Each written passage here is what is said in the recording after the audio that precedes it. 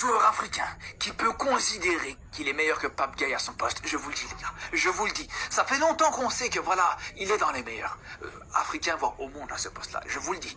Quand on voit les matchs qu'il fait sur cette CAN, mais même avant cette CAN les frères, les matchs qu'il fait dans les gros matchs, dans les gros rendez-vous en Liga contre le Real Madrid, pour rappeler qu'il a quand même une passe D sur le dernier match contre le Real Madrid, à chaque fois il est très bon quand il joue contre le Barça, contre le Real, ça c'est une première chose. Deuxième chose les gars, ce qui est le plus important, c'est qu'il a cette tendance à être très complet, cette tendance à chaque fois à faire réagir cette équipe sénégalaise. On se rappelle que déjà, contre le Congo, au Stade des Martyrs, c'était le héros de ce match. C'était le héros qui a semé la révolte dans ce match. Là aussi, encore une fois, c'est la même chose.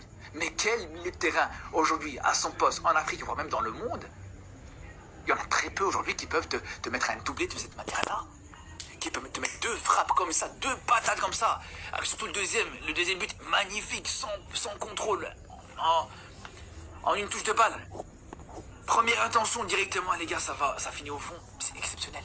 Exceptionnel, les frères. C'est là où je vous dis qu'on voit à quel point il est complet. Qualité technique, qualité de passe, qualité de frappe. Défensivement, monstrueux.